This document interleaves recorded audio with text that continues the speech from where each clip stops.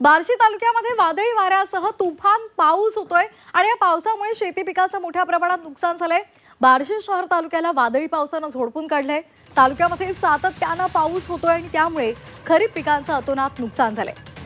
चांदणी नदीच्या पाणी पातळीमध्ये मोठी वाढ झालेली आहे। बार्शी तालुक्यातली ही दृश्य आपण पाहतोय। उत्तर भागामध्ये बेलगाव, त्याचबरोबर मांडेगाव, ताणसौंदाने, शेलगाव, भोयरे, खडकगाव, धसपिंपळगाव या गावांना जोरदार पावसाचा फटका बसलाय। तालुक्यातील अनेक नदी नाले तुडुंब भरलेले आहेत। ग्रामीण भागातील अनेक पूल बंधारे पाण्याखाली गेलेत। नदी पात्रातलं पाणी सुद्धा पात्र सोडून बाहेर आल्यामुळे मोठ्या प्रमाणात शेतकरी आता हवालदिल झालेत। सोलापूरच्या बार्शी तालुक्यामध्ये मुसळधार पाऊस झालेला आहे। नदी नाल्यांना पूर आलाय। शेतशिवाराचं पूर्णपणे तलाव झालंय असं दृश्य सध्या दिसतंय। पिंपळगाव धसमध्ये अनेकांच्या घरांमध्ये पाणी शिरलंय। संसार उघड्यावर आलेला आहे। शेतामध्ये 7 ते 8 फूट पाणी साचलेलं आहे। तर सोलापूरमध्ये आपण हे दृश्य पाहतोय।